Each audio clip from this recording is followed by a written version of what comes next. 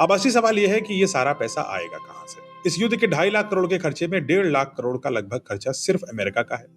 अब इंटरेस्टिंग बात सबसे ये है कि जो अमेरिका का पेंटागन है, यानी जो उनकी आर्मी को कंट्रोल करने वाली एजेंसी है, उसके पास उसके बजट में यानी उसकी जेब में सिर्फ 1700 करोड़ रुपए ही बचे थे।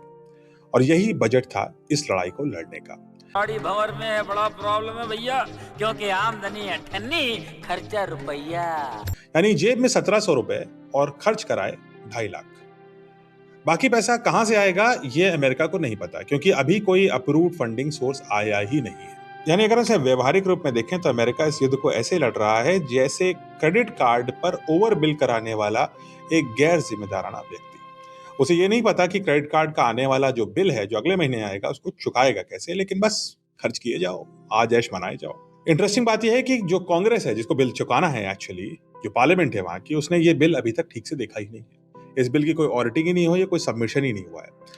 सरकार इस खर्चों को पूरा करने के लिए अब 3 रास्ते ले सकती है। पहला, इमरजेंसी फंडिंग बिल, जिसमें कांग्रेस से अतिरिक्त पैसा जल्दी से मांगा जाए, क्योंकि हम तो युद्ध में फंसे हुए हैं साहब। यही काम कोविड में किया था, यही काम हर युद्ध में होता है।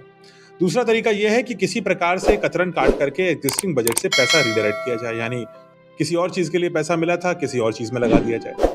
और तीसरा यह है कि इसे, जो सबसे आसान तरीका है, किसी भविष्य की स्पेंडिंग में जोड़ दिया जाए, यानी लड़ाई आज लड़ते हैं और लड़ाई का खर्च बाद में देखेंगे। ऐसी उधारी पे करी हुई लड़ाई अमेरिका की अर्थव्यवस्था को चरमरा सकती है, और अमेरिका की कांग्रेस और अब अमेरिका की मीडिया भी इस बात को लेके अवगत हो चुकी है। क्या आपको लगता है कि अमेरिका उधार पे लिए हुए पैसे से ये लड़ाई जारी रख पाएगा, या अमेरिका की अर्थव्यवस्था अब इस लड़ाई के बाद इतनी चरमरा जाएगी कि भविष्य में इस प्रकार का युद्ध दूसरे देशों तक ले जाने की क्षमता समाप्त हो जाएगी?